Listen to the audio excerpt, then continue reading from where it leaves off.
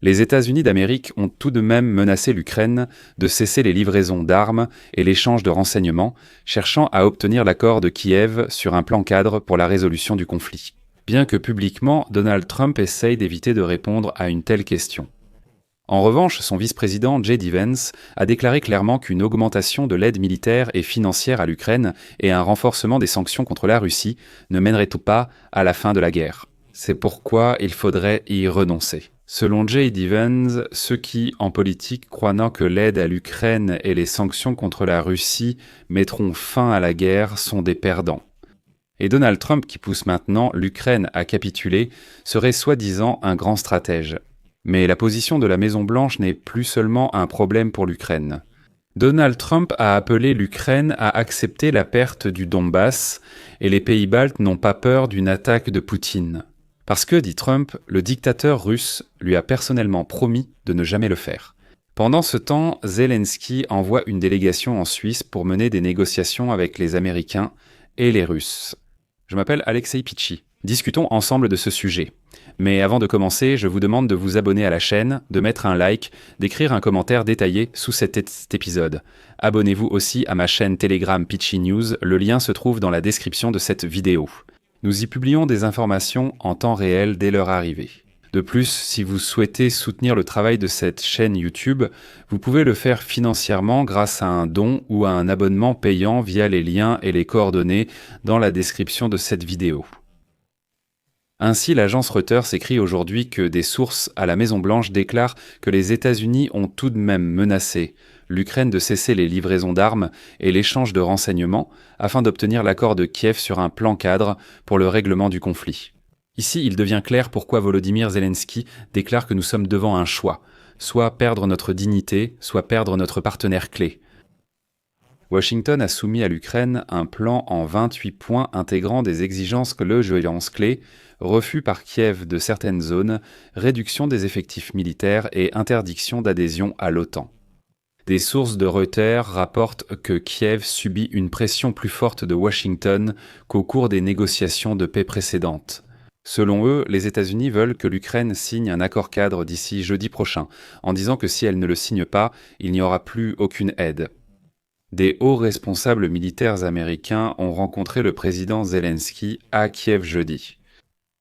Ainsi, l'ambassadrice des États-Unis et le chef du service de presse de l'armée, qui accompagnèrent la délégation, ont qualifié la rencontre de réussie et ont souligné que Washington insiste sur la signature immédiate de l'accord. Ils disent qu'il n'y a rien à réfléchir. Signez ce que nous avons élaboré avec les Russes pour vous. Mais c'est là qu'apparaît une contradiction. Les Américains affirment qu'il ne s'agit pas d'un plan monté par Trump et Poutine, ni conçu par les États-Unis et la Russie dans le dos de l'Ukraine et de l'Europe. Ce n'est pas du tout le cas. Un responsable de Trump, citation.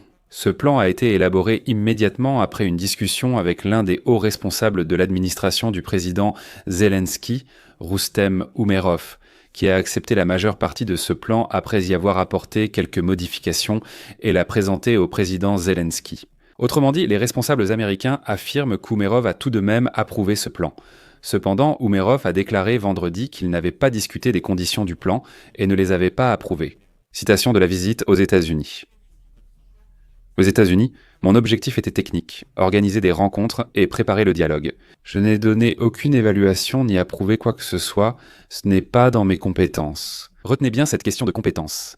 Et ici, je rappelle qu'Umerov était à Miami le 16 novembre où il a rencontré Steve Witkoff et d'autres responsables de l'administration de Donald Trump. Ce plan de paix a forcément été discuté là-bas. Je ne croirais jamais le contraire. Maintenant, Umerov se retrouve presque comme le principal chef de la délégation lors des futures négociations. Le secrétaire du Conseil de sécurité nationale et de défense de l'Ukraine, Roustam Umerov, a annoncé des consultations avec la partie américaine en Suisse concernant le plan de paix en 28 points.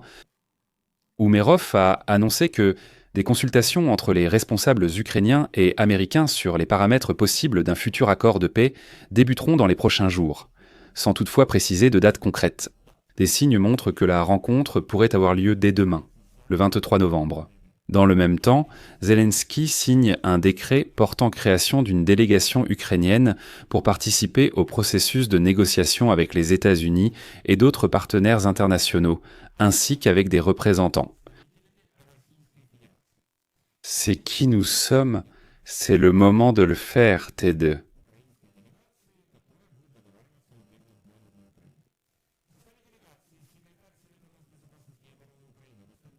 La zone B, souhaitant que toutes les tensions aux frontières soient plus claires.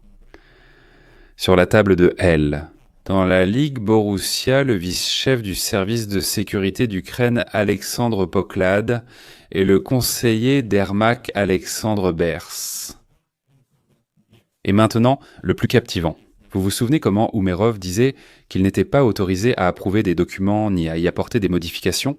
Eh bien, selon le décret présidentiel, Zelensky, en accord avec lui, a autorisé tous les membres de la délégation à apporter des modifications et à charger le gouvernement d'assurer le financement de leurs dépenses. Autrement dit, la délégation peut apporter des modifications à ce fameux plan de paix.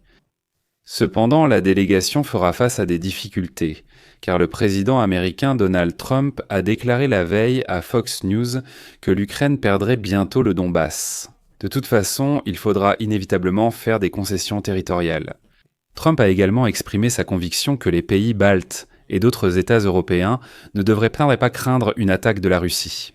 Citation : « Les Russes ne cherchent pas de nouvelles, ils acceptent la punition. » Et cette déclaration m'a fait peur, pour être honnête.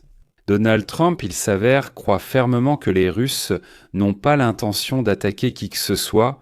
Donald Trump croit fermement à ce que disent les Russes en général. Je rappelle qu'au début de l'année 2022, les Russes promettaient aussi publiquement de ne pas attaquer l'Ukraine, et tous ceux qui disaient le contraire étaient traités d'idiots. Et comme toujours, les Russes ont menti. Toutefois, Donald Trump a assuré ne pas vouloir lever les sanctions sur le pétrole russe.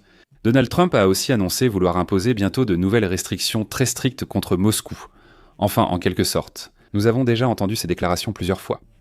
De plus, le président des États-Unis a désigné le jeudi suivant, le 27 novembre, jour où les États-Unis célèbrent Thanksgiving, comme la date appropriée pour que Kiev prenne une décision concernant le plan de paix américain. Ce qui confirme ainsi la pression exercée sur Kiev. Selon lui, le 27 novembre est la date limite définitive. Et ici, je voudrais dire que si les délais de Trump vous manquaient un, eh bien, voici un nouveau délai. Parce que après cela, Trump a déclaré que si Volodymyr Zelensky n'accepte pas le plan de paix avant le 27 novembre, il devra continuer à se battre. Et je cite Trump, « Bulletin contre IA, Trump-Oube. Le plan américain pour un cessez-le-feu est un moyen d'atteindre la paix et le président Zelensky devra l'approuver. Si Zelensky n'aime pas cet accord, ils devront simplement continuer à se battre. À un moment donné, il devra accepter quelque chose. Rappelez-vous, dans le bureau ovale récemment, j'ai dit « Tu n'as pas de carte ?» N'oubliez pas, j'ai hérité de cette guerre. Cette guerre n'aurait jamais eu lieu. J'ai hérité de cette guerre. Je pensais que Zelensky aurait dû conclure un accord il y a 1 ou 2 ans. La meilleure option aurait été que cela ne commence jamais du tout. Ça aurait été un bon accord. Cela aurait aussi pu être fait si vous aviez eu le bon président. Mais vous n'aviez pas le bon président. Donald Trump a également souligné que l'hiver à venir pourrait être froid et que le secteur énergétique ukrainien a déjà subi de nombreuses attaques massives. Il a de nouveau souligné que si c'était lui le président, cette guerre n'aurait pas eu lieu. Blablabla. Il a également ajouté qu'il a de l'attention, alors écoutez simplement. Trump dit qu'il entretient de très bonnes relations avec Poutine, mais il faut être 2 pour danser le tango. En bref, Trump a complètement oublié tout ce qu'il a dit ces derniers mois. Et il est de nouveau retombé dans les absurdités qu'il racontait sur les Russes pas malpropres au début de cette année. Tout est identique. Nous sommes revenus à février-mars, une année totalement perdue. Trump répète « J'ai de très bonnes relations avec Vladimir Poutine. Il faut être 2 pour danser le tango. Kiev est coupable, Zelensky sans plan, etc. » Voilà. Voilà tout ce qui s'est passé toute l'année. Comme si Trump avait perdu la mémoire alors qu'il avait lui-même déclaré que Poutine le trompait. Il me mène en bateau et Trump lui-même disait qu'il s'entendait bien. Ensuite, rien ne se passe en termes d'accord. Non, au contraire, il intensifie les bombardements sur l'Ukraine, encore et encore. Tout cela a disparu. Et Trump affirme « J'ai une super relation avec Poutine ». Finalement, c'est son vice-président qui a été le plus bavard, ce qui a vraiment choqué tout le monde. Le vice-président américain J.D. Vance a affirmé que pour l'administration Trump, un plan pour mettre fin à la guerre russo-ukrainienne doit d'abord stopper les tueries, préserver la souveraineté de l'Ukraine, être accepté par la Russie et l'Ukraine et réduire le risque de reprise du conflit. Mais ensuite, J.D. Vance a déclaré qu'aucune aide militaire ou financière à l'Ukraine et aucune sanction contre la Russie n'aiderait à mettre fin à la guerre. Tous ceux qui insistent là-dessus sont des perdants. Pour conclure, je vais citer J.D. Vance, mot à mot. Toute critique du cadre du plan de paix sur lequel travaille l'administration est soit le résultat d'une incompréhension de ce cadre, soit d'une mauvaise évaluation des faits critiques de la réalité sur le terrain. Il y a des fantasmes selon lesquels, si nous donnons simplement plus d'argent, plus d'armes, imposons plus de sanctions, la victoire sera à portée de main. Les diplomates ratés ou les politiciens vivant dans une réalité fictive n'arriveront pas à conclure la paix. Cela doit être fait par des personnes intelligentes qui vivent dans le monde réel. Je vais m'arrêter là. Donnez votre avis et vos conclusions dans les commentaires sous cette vidéo. Abonnez-vous à la chaîne, activez la cloche et n'oubliez pas de mettre un like. C'est tout pour aujourd'hui. Prenez soin de vous. Au revoir.